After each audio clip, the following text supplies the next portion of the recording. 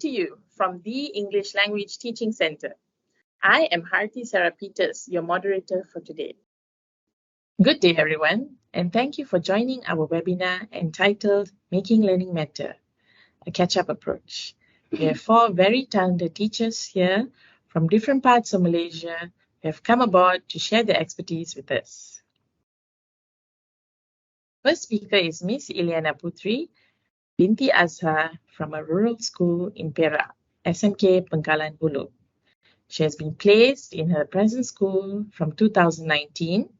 She completed her Masters in TESOL at Sultan Idris Education University in 2021. She has 3 years of experience teaching English. Currently, Miss Ilyana is the head of the English panel in her school. Miss Ilyana participated in the international conference ISEL in 2021 and won the Best Paper Presentation Award. She enjoys teaching English and engaging her pupils to learn English through fun learning, hence empowering her students to learn English in a reciprocal manner.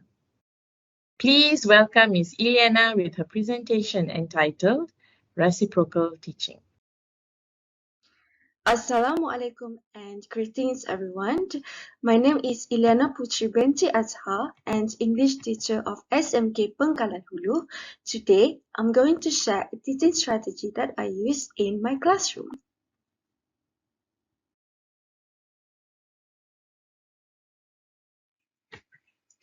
The title of this webinar is Making Learning Matter, a Catch-up Approach.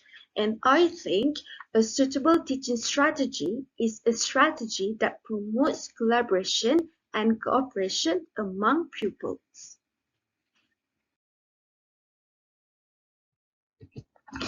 Alexander Graham Bell said that great discoveries and improvements invariably involve the cooperation of many minds.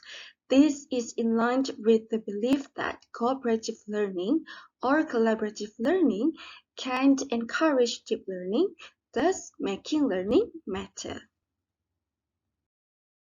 So, a teaching strategy that offers the cooperation of many minds is reciprocal teaching, making reading comprehension matter.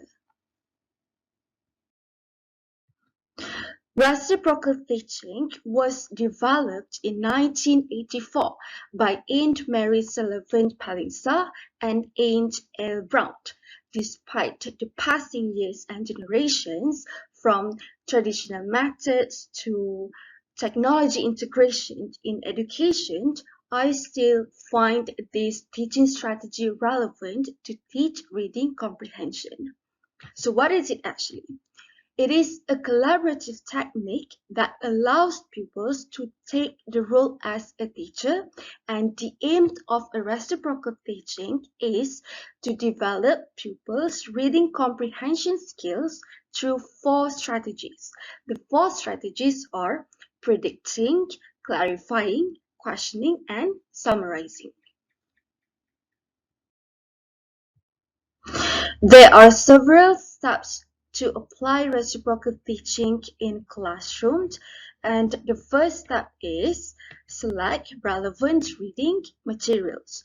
Reading materials can be outside materials or any text in the textbook as long as they are relevant to pupils' proficiency level in English and they are relevant to the content and the learning standard that you're focusing on that day. And the second step is divide pupils into groups of 4. 4 members in the same group is actually the ideal number because there will be 4 reading skills that will be developed. However, this teaching strategy is actually versatile in which that teachers can adapt and adopt the teaching strategies depending on the number of pupils that they have in the classroom. If there are extra pupils, then teachers can form groups of 4 to 5 in which that 2 pupils will share the same role. The third step is assigned rules based on pupils' proficiency. I will explain in the next slide which rules are suitable for high proficiency pupils and which rules are suitable for low proficiency pupils. By assigning rules based on the proficiency level, teachers indirectly apply differentiated learning in the classroom. And the last step is assess pupils' understanding of the text. Assessment can be done verbally by asking questions related to the text or by giving post-reading activities. And teachers can also assess pupils' understanding during the classroom activity.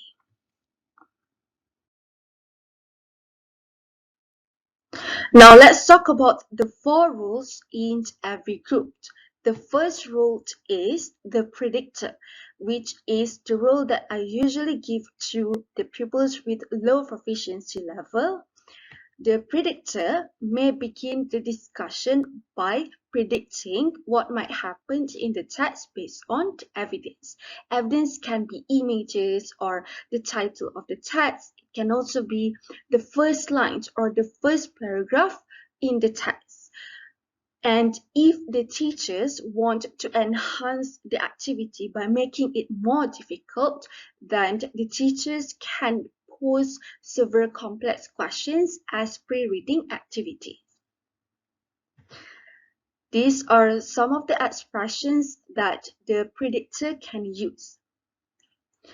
After the predictor has made the predictions, every group member can start reading the text. And the second rule is the clarifier, which is the rule that I would give to pupils with high proficiency level because I consider this as the trickiest rule. The clarifier needs to highlight words, phrases, ideas that need clarification. They need to refer to a dictionary and work closely with the teacher to ensure that they clarify any complex ideas, words, or phrases accurately. And these are the expressions that they may use.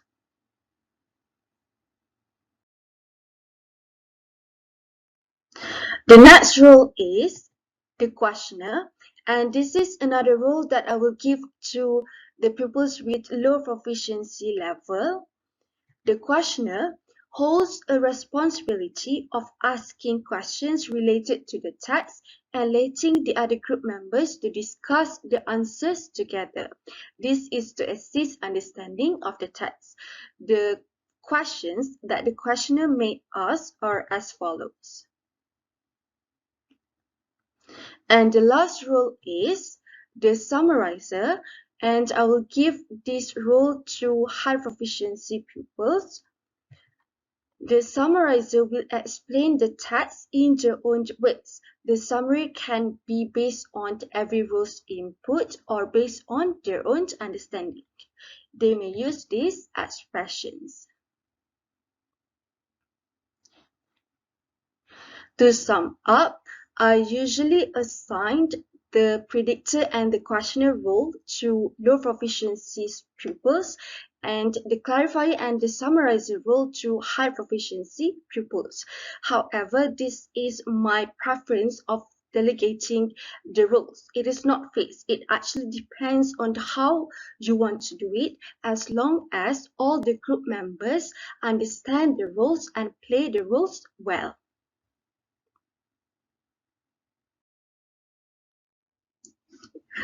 Let's look at some photos of how reciprocal teaching is implemented in the classroom. The first photo is a photo of the clarifier referring to a dictionary. And this is a photo of the teaching aids that can be prepared for this teaching strategy. So every card represents the different roles and comprises useful expressions to facilitate the pupils. And the rest are pupils engaging in the activity.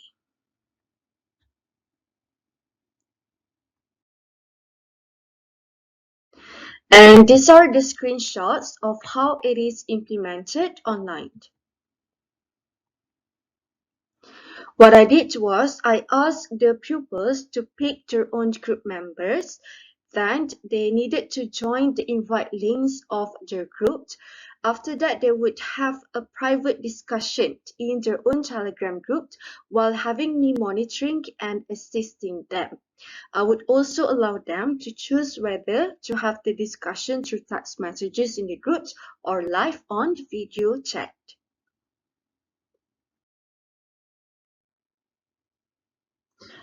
This is an illustration of how to apply reciprocal teaching in your classroom. The first step is selecting relevant reading materials, and the material used in this activity is an article in the Form 5 textbook on page 32. The second step is to divide pupils into groups of 4 and instruct them to sit in groups as shown in the video. They are then assigned a role based on the proficiency level, which is the third step. Every role is given a card that consists of what they need to do and what they can say. Before the activity starts, they are given some time to study their role and be ready with any resources, such as a dictionary for the clarifier. Then they may begin their discussion.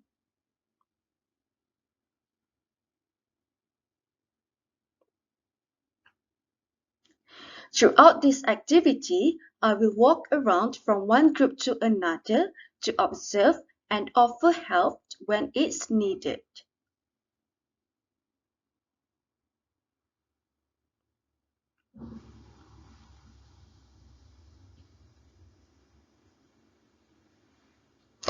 And after the activity has ended and every role has fulfilled the responsibility, the assessment, which is the last step, is conducted. Activities in the same textbook are given as the post-reading activity. Let's hear what some of the pupils have to say about reciprocal teaching. Opinion, the technique is interesting and amazing. I think I understood all of the paragraphs quickly. This activity is a wonderful and fascinating technique for learning. It makes us understand articles or text easily.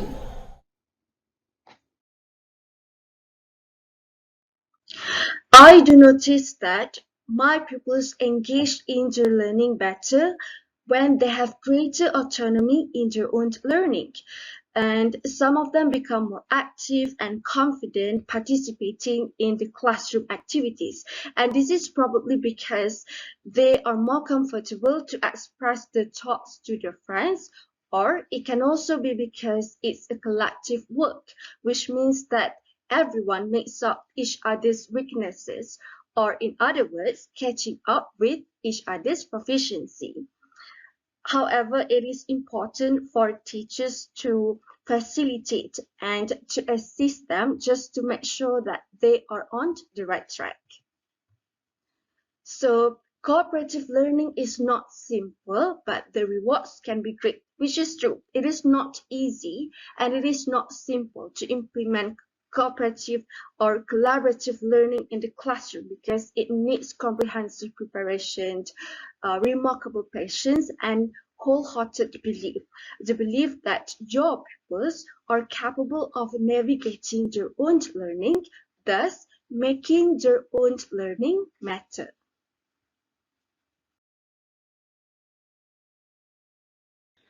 Thank you, Miss Ileana. I love the quote that you mentioned by Alexander Graham Bell. It's always a team effort to solve an issue, create or produce something great. Indeed, Miss Ileana's presentation on reciprocal teaching shows us how we can empower students to learn from one another and make reading comprehension matter in a meaningful way. Dear educators, if you have any questions, please be reminded that you can type your questions in the chat box below. Our second speaker is Mr. Chua Wei Chuan from SPP Integrasi Sabak Bernam. He has 3 years of experience teaching English, and today he would like to share a strategy to improve his students' writing skills. Mr. Chua has contributed and presented on Didik TV. He has developed teaching and learning materials for Selangor's English digital material platform. Mr. Chua is actively involved in collaborating and networking with English language teachers to further enhance his knowledge and teaching skills. Please welcome Mr. Chua Wei Chuan with his presentation entitled Check and Balance. Thank you, Miss Sarah, for the warm opening. Hi, and a very good day. I be the moderator, my co-panelists, as well as the lovely audience who are watching this webinar today. Today, allow me to share with all of you a teaching strategy named the check and balance technique, which I have developed for my writing lessons. For this technique, I place a lot of emphasis on editing the first and second drafts, as well as giving my pupils qualitative feedback. Before I have implemented the following strategy in my writing lessons, these are the usual situations that I encounter. As we can see in the first picture, this is one of my pupils' work. This pupil wrote his essay under the influence of his mother tongue or first language. Most of my pupils' mother tongue is Malay, and there are some grammatical aspects, for example, singular and plural forms, which is not found in their first language, but is something that should be mastered when writing sentences in English. Hence, sometimes my pupils tend to write sentences in English under the influence of their mother tongue, as we can see in the first sentence. Sometimes they even translate sentences literally from their first language to the target language when they are writing. A good example is in the second line of this essay. Next, I found out that conventional feedback is not really useful for my pupils. Despite giving my pupils direct error feedback and uncoded error feedback, they will still make the same errors when they are writing essays, no matter how many times they have done their corrections. And it's why I have developed this check and balance technique to help them. This technique can be divided into two parts. For the first part, it would be the checking part. When I am grading my pupils' work, I usually give them coded error feedback and qualitative comments. Coded error feedback is usually given for those minor grammatical errors pertaining to the following aspects in the language. As for those gross errors, qualitative comments are usually given. Sometimes it's impossible for me to correct a certain part in their essay for my pupils, and it wouldn't do much help for my pupils. And that's why I will give them qualitative comments so that they know how to correct those problematic parts in the following lessons. Now, I'm going to show you a video on how I conduct this strategy in my writing class. After I have graded my pupils' work, I will return it to them, and in the beginning of the lesson, I will explain the meanings of the symbols I use when I'm giving them the coded error feedback. After that, they will start to write their second draft. Usually, it wouldn't be a problem for them. As for the minor grammatical errors, it is something that they realize themselves and they will correct it by themselves when they are writing their second draft. This is one of my pupils writing his second draft based on the first draft that I have given comments. Sometimes they might have a hard time understanding the comments given by me, and there's time for them to approach their friends for help. This is something that I usually encourage because I really want to empower my pupils to be active learners. So, should you use present simple or present continuous? What? Why? Look at your textbook. Should you use present simple or present continuous?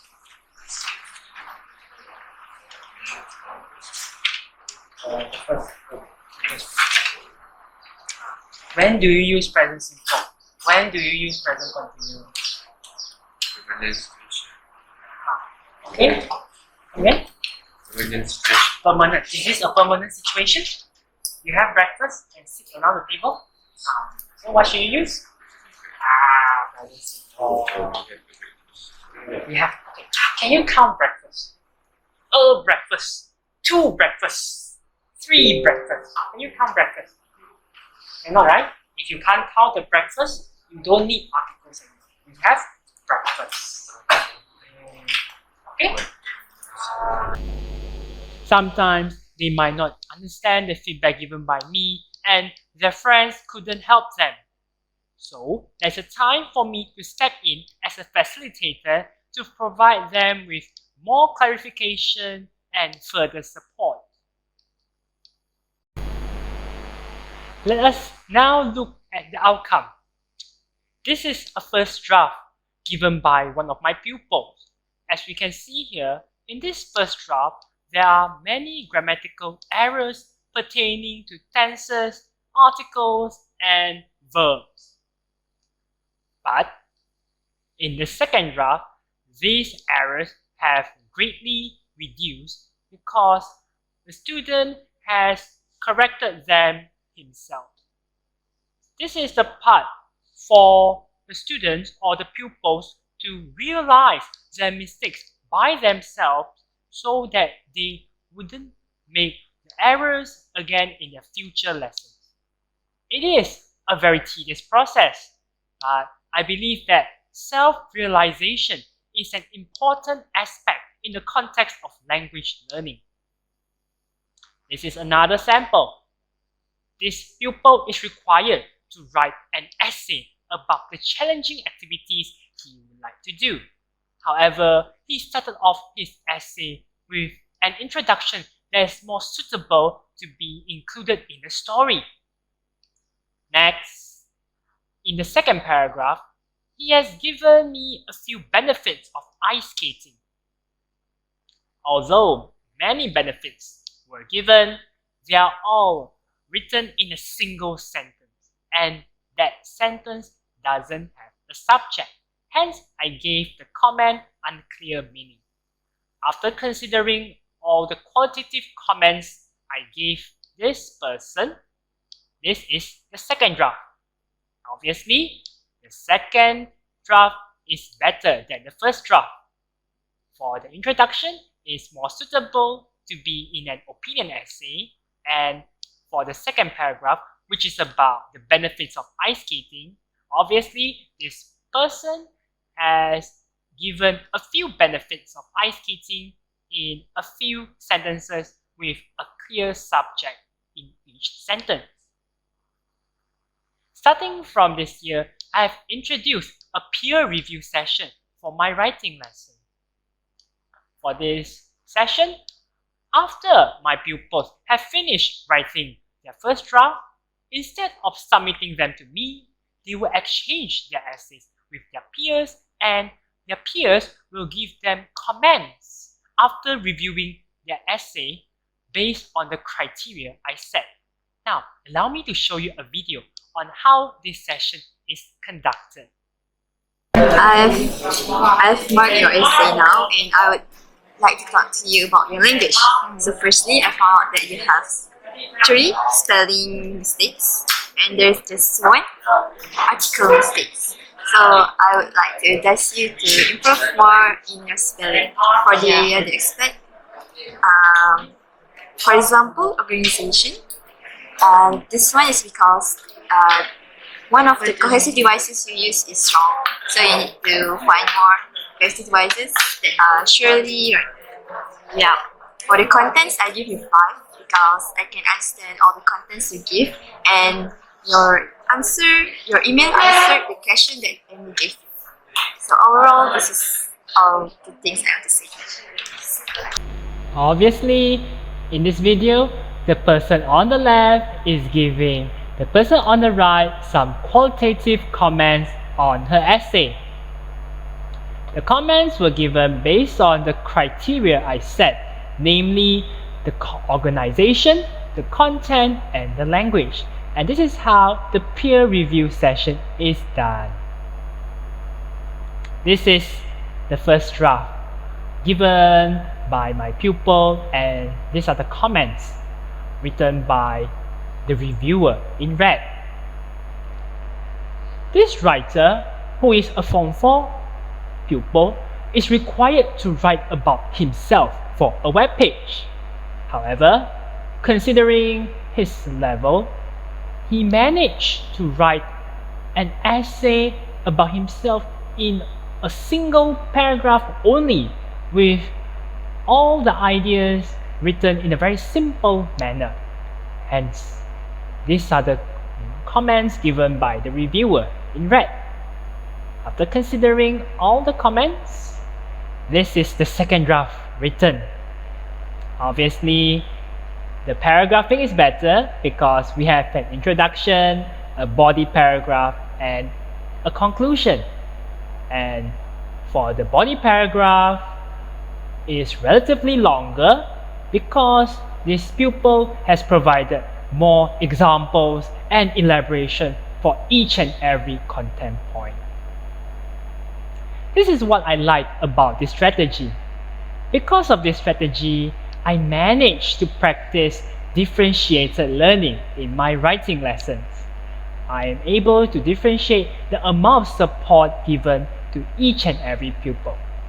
For those more proficient pupils, I allow them to correct their essays by themselves, and indirectly, I'm training them to be autonomous learners.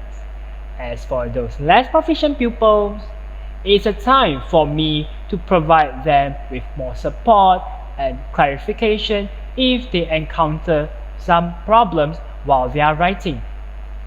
By doing this, I can ensure that no one is left behind in my lesson. That is all I would like to share with all of you regarding the check and balance technique. I hope all of you enjoy it. Thank you.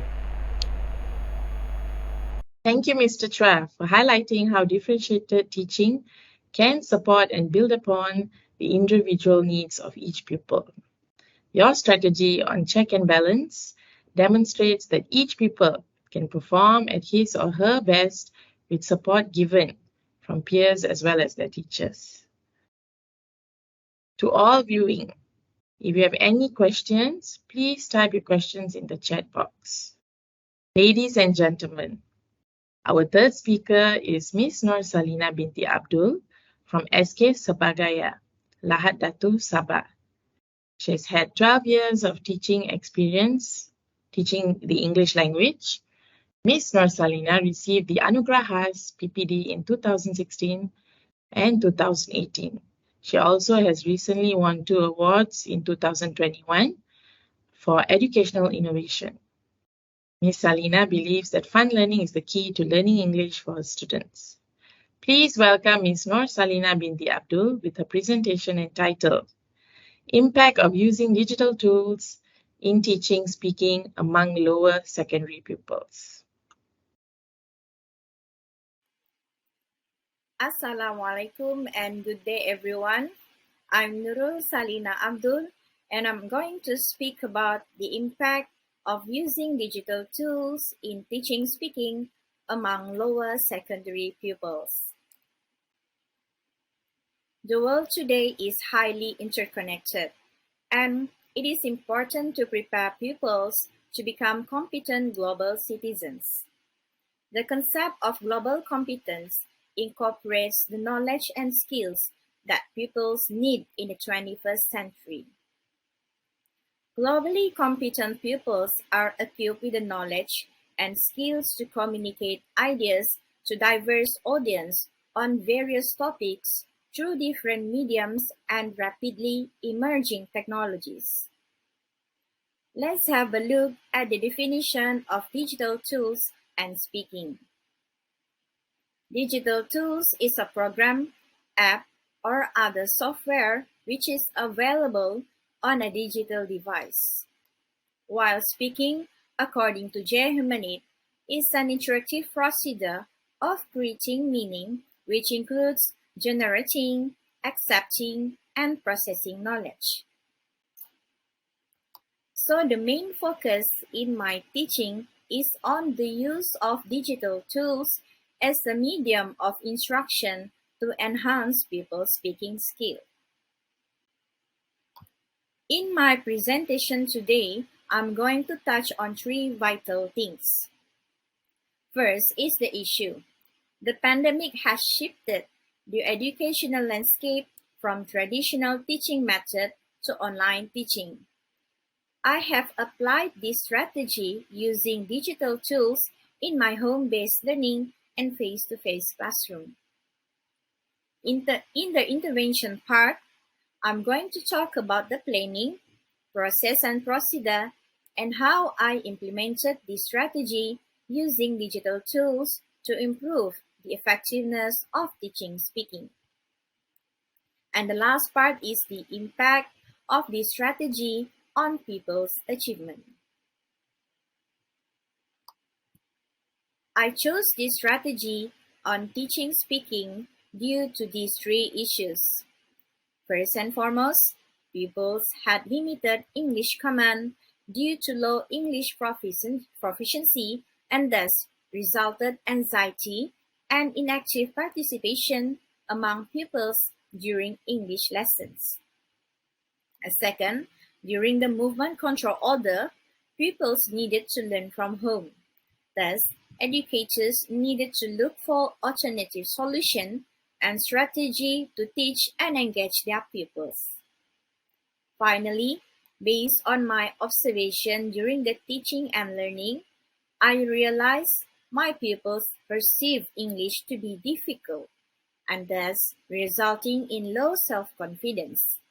This was because they rarely use English at home and they felt shy to speak English with me or their friends. Based on those reasons, allow me to brief you further on how I plan and carry out my lesson.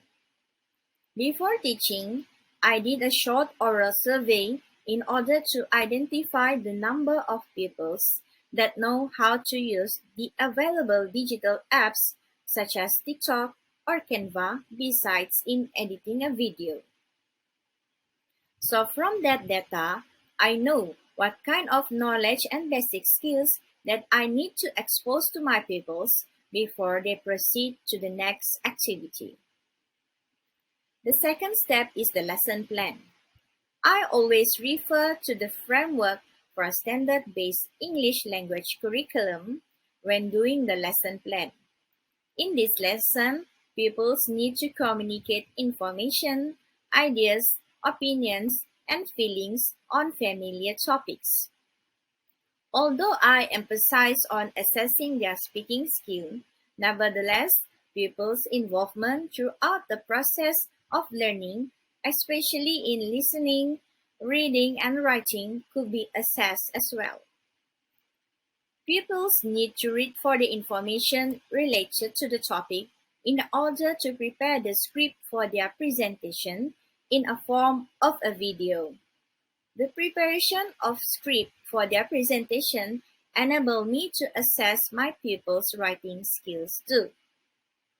And therefore, to prepare the script, pupils needed guided questions for them to create a script. The use of 5 Ws and 1 H is pertinent for pupils to prepare their guided questions. As for weak pupils, I created a situation and taught them phrases they needed to learn related to the topic.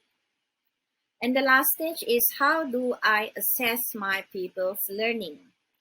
I use classroom-based assessment criteria for speaking, and I created self-checklists of what they needed to do and inserted inside the video they created using the apps.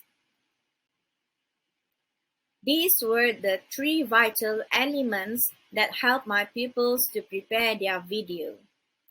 As I said before, I used 5 Ws and 1 H technique for them to create the script for their video. For instance, what are the ingredients needed to bake the cake or the cookies? So in their script, they will talk about the ingredients first and 1 H question such as how do you bake the cake? So in their script, they will talk about the steps to bake the cake after talking about the ingredients.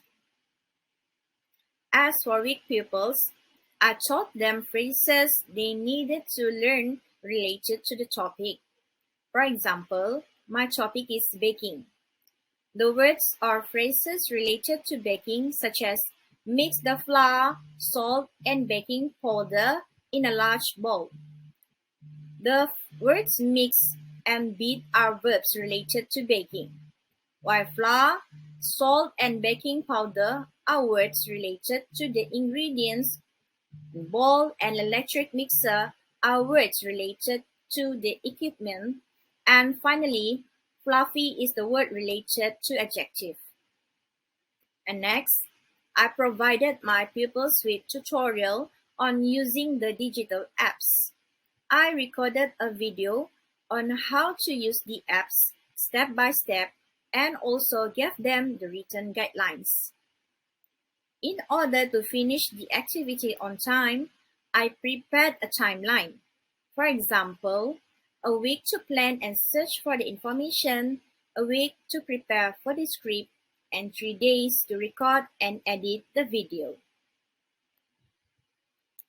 The use of digital tools in teaching has given great impact on my pupils' performance in learning English.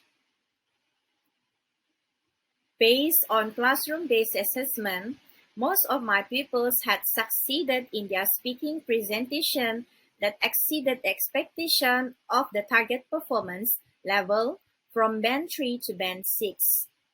I discovered they were not just able to speak well, but also created videos creatively to deliver the knowledge they had learned.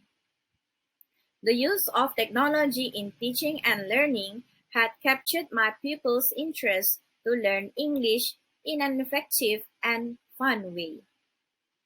Through creative and innovative teaching approaches, my pupils had displayed interest, curiosity, excitement, and greater growth in their learning. It also boosted their confidence in using English to communicate. My belief is creativity and innovation among pupils should be explored and nurtured to ensure that their full potential is realized. And therefore, there are a few implications for future research in using digital tools for teaching. First, it gives huge impact to the classroom-based assessment. Performance-based standards can be assessed through this strategy. Second, it enhances pupils' moral values as effective communicators of the 21st century, whereby pupils are encouraged to voice out their thoughts, ideas, and information with confidence and creativity, either orally or in written form, through the exposure of various media and technologies. Third, the use of digital tools in pupils' learning could enhance their confidence and literacy skills, such as information literacy, media literacy, and technology literacy, in order for them to be competent global players.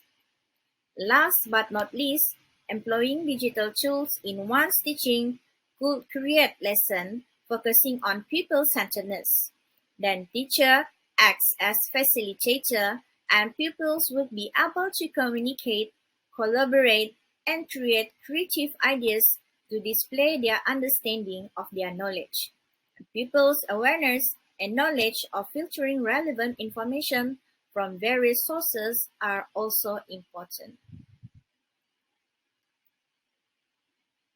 From the outcomes of intervention, these are some of my pupils' learning products during distance learning. They use various apps to create the presentation. Last but not least, I would like to highlight one of my pupils' product who had achieved Band 6 based on my professional judgment. With this video, I hope you will enjoy watching how she underwent the process of learning English in a creative and authentic manner. Before I end my presentation, I hope you will be interested to apply my teaching strategy in your classroom through well-planned lessons and based on people's interests. With that, thank you for your time and attention. Hello everyone, my name is Sharmin Alisa from class 2A. Today I will share with you how to bake snowball cookies. You need to prepare all the ingredients such as 2½ cups wet flour, 1 cup raw peanut, 4 tablespoons of butter, and 12 tablespoons of sugar. Firstly, put the peanuts in a pan to bake without any oil. Bake until red, then place on the tray to peel the bean skin. You also need a bowl to place the peeled nuts. After all the nuts peeled, use a blender to crush the nuts. Secondly, bake the wet flour without any oil. Bake until it brown. Heat the butter in the oven for 1 minute 30 seconds. While waiting for the butter to melt, you need to blend the sugar until crushed. After that, mix the roasted wet flour, nuts and butter together. Mix well until everything's well done. Lastly, make it look like a bowl and put the blended sugar and prepare it on the plate. Now, you can enjoy it!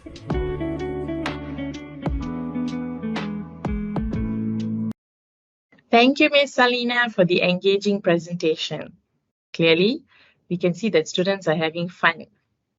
We witnessed how they use digital tools and can make learning English enjoyable for pupils. I must say, on how to make snowball cookies by your pupil, it really looks so professional. The pupil has made it so easy that I really want to try making those cookies myself. If you have any questions, educators, teachers, please type your questions in the chat box below. Last but not least is Mr. Venu Pirian V. Subramaniam, our fourth speaker for today's webinar. He completed his Masters in Education in 2020 at University Utara Malaysia. He has also won second place in Carnival Inovasi Pendidikan in Perak this year. He has 6 years of teaching English, experience in teaching English to both primary and secondary pupils. Mr. Venu is currently serving in SK Air Panas, a rural school in Perak. He is also appointed the head of English panel in his school. Mr. Venu believes that young learners can be empowered to learn from each other with guided support. Please welcome Mr. Venu Pirian with his presentation entitled C3 Before Me. Good day, lovely teacher. In this 21st century teaching and learning methodology, we have to focus on effective assessment practices. On this beautiful day, I'm humbled to share a peer assessment technique called C3 Before Me. It supports the development of skills such as self-regulations, critical thinking, and decision-making. Thus, I'm Venu Pirian Subramaniam, a teacher from SK Air Panas, Pangkalan Hulu, Perak. Next, what is C3 Before Me? I'm very sure some of you know about this strategy before. As we can see on the title itself, it means after completed a given task, the students have to meet their 3 peers before meet the teacher. It means they have to meet their 3 friends to review their works, not only to talk or to do some unnecessary work. It is to review their work. This strategy is best to use after pre-lesson or during the assessment stage. William 2011 agreed that there is more than one teacher in this room. William 2011 states that a key strategy to learning is when students take control of their own learning, provide feedbacks, and enable each other in the learning process. I'm very sure now you understand what really happened in C3 before me. When the student meet their 3 peers, they will take control of their own learning, they will give feedback to each other, then they will enable each other in the learning process. Later, I'll show you one by one how this process happened. Next, why C3 before me? In this slide, we can see some of the problems that I face in my class which trigger me to use C3 before me during my lesson. First, my pupils face difficulty in completing given tasks on time. I think we are very familiar with this problem, and the same things happens to me. Secondly, critical thinking skill need to be enhanced in our pupils, and it is one of the part in 21st century teaching and learning process. Besides that, encourage use of English for peer interaction become major problem that we face in primary school because they have some difficulty with the language. Besides, gross spelling errors as well as illegible handwriting also considered as a problem that I face in my class. In addition, empower pupils to give feedbacks is really essential because giving feedbacks, positive and constructive feedbacks, are necessary to bring improvement in our pupils' learning process. The tricky parts here, we know that we listen to our close friends' feedbacks or advice better. So I'm giving the same experience to my pupils by using C3 before me in my lesson. During the lessons, during the C3 before me, the pupil will get 3 or more feedbacks from their peers, which they can read and review the feedbacks to bring positive improvement in their learning process. Don't forget, they will also give feedbacks to their peers, which become a reminder for themselves as well. I'm very sure you are very eager to know how I use C3 before me in my classroom. Basically, I invented 6 steps for the implementation of C3 before me during my lesson. Firstly, I will assign role to the pupils. Let's say we have 30 students in our class, so 10 will be C1, another 10 will be C2, and another 10 will be C3. Or if it is in a small group, like you have 6 in a group, so 2 will be C1, 2 C2, and another 2 students will be C3. It's actually based on your own implementation or how to divide or assign roles to the pupils. And please don't forget, ask them to have a color pencil according to their C1 or C2 or C3. Basically, I will ask C1 to have a blue color pencil or blue or green or orange color pencil is normally that I will choose. Secondly, setting individual or pair work tasks based on our pre-lesson, so we will provide them with some tasks in order to assess what they have learned for the day, right? So here is the stage. Next, thirdly, the students, after complete the task, they will be in third steps where sharing for work with peers. In this stage, the pupil will move around the class to find their peers to help them to review their work. After it, the fourth stage is reviewing and giving feedback to pupils. People will read and analyze the answers to find the mistakes that their peers made. Then write their feedbacks in the table that their peer drawn before this. Okay, I will show you later the C3 before me table that I invented, that I normally use in my classroom. It's a very simple table. Next, in stage 5, reading feedbacks and making improvement. In this stage, you will learn or you will listen to a lot of ho and happy face. Okay, ho sound. Oh, I forgot this. Oh, I made this. Okay, and then another one, you will have a very happy face sometimes.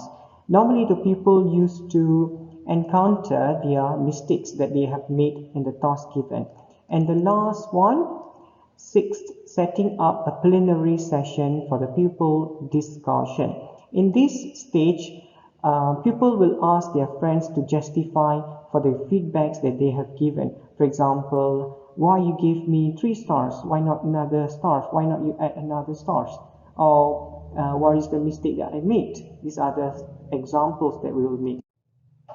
Now we're going to move to our implementation to show my evidence of implementation in my classroom. As I told you just now, as I promised to you just now, this is the table C3 before me, very simple, where the student will write C1, C2, C3, and also a table here, a small one, and they also can write like this, okay?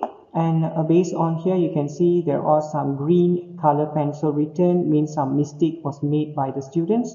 And you can see Fitri, he wrote very good feedbacks with 4 stars, while Izham noted some of spelling errors. He wrote that check your spelling with 1 star.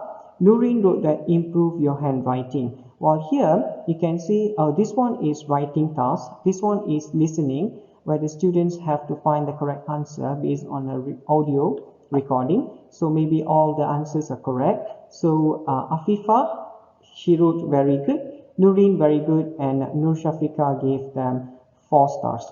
Okay, from this I can see my favorite activity, almost everyone of the classroom wrote C3 before me because they really enjoy the activity. It shows that they really enjoy and they are very take control of their own learning, and they really likes to do that. In next slide, C3 before me in action. We will see some of the picture here, and you can see the students are drawing the table that I told you before. And here, not only in their book, they also can do C3 before me in a whiteboard, where you can see it's a writing task where the students have to write some sentences. And here, the students, the other three C3, means C1, C2, and C3, their peers will come and check their mistakes here. If you can see clearly, there are some mistakes, spelling error, and here are the comments that the friends are making. Means C1, Aini is 5 star, all these things. Okay, you can do it in the whiteboard, on the whiteboard as well. In this slide, we will continue to watch some of the evidence that shows the use of C3 before me in my classroom. So it is a video. So in this video, you can see the boy is writing and reviewing his friend's work, and you can see he's holding a green color pencil, as well as he checked some of his book. And this boy is writing by using a yellow, means C1, he's a C1, and he's writing the review. In this next video, you can see the friends are reviewing the work as well. And next, she asked her friends to exchange the book to check the students, to check his peers' work, but the boy denied the things. So what happened is that whatever it is, they have to complete all the C1, C2 and C3. They have to find their own friends to find and also check, review the work they did. So this one is a girl. She wrote, Umira, check your spelling. And Damia, she said that you need very good. And also Fahim said, check your spelling. So this is their friends who check the book. So here you can see there are some spelling mistake, 2 spelling mistake. Other than that, it's good. Okay. In this slide, we will see the changes that I see and I observe after implementations of C3 me. So there is before and after. The first problem take a long time to complete the given task. What really happened? Complete task on time, and because they are very eager to do C3 me with their friends. Next, more spelling errors made. What really happened? Less spelling errors made. Then illegible and unclear handwriting becomes neat and very clean handwriting. Lack skills in giving feedbacks. This is very important because we know that in our school we're having some problem when the students cannot give a very constructive and positive handwriting feedbacks to their friends. So what really happens after this implementation is improved verbal and written feedbacks, where the students are very happy to give and to get feedback from their friends. For example, the stars and very good, improve your handwriting. You can see one of the friends write very good, some of the friends write you have to improve your handwriting. It shows that very constructive. This is the changes that I see after, before and after. First one, passive learning, where we only have to talk, the students just sit. But here we can see active learning because they take in charge of the learning process. And next, unexplored critical thinking skills. It is very important because it's one of the skill that we have to teach our students in this 21st century teaching and learning process. It's enhanced critical thinking skills through peer evaluation and feedback. You can see they are very critical about, and they are very analytic and critical about the feedbacks they want to give. Next, lack of interaction in English during lessons. Here we can see interaction during the English lesson is improved because the verbal communication between them and also the feedbacks help them to be improved in their learning process and the usage of the language. I really hope my sharing today is very useful for my lovely educators. I'm very sure that you will love to use C3 before me in your classroom too. Let the pupil take control of their learning and teaching and learning process, their own teaching and learning process. With that, thanks a lot for the golden opportunity. Thank you very much. Thank you, Mr. Venu. It is truly amazing to see how young learners can learn from one another. Age is no barrier to kickstart peer learning through the right strategy. And C3 before me is a strategy that we all can deploy to unleash the potential of young learners. So, dear teachers, please be reminded to type your questions in the chat box and you will be replied in the chat box. Thank you to all our 4 very dedicated and talented teachers who have taken the time and means to share their best practices with us. I'm sure all of us here, including myself, have learned a lot from these 4 teachers and will try using their best practices in the classroom. Do try those strategies and please ensure that you do give us your feedback on in this YouTube video under the comment section. Thank you for joining us once again and see you all soon again. Thank you.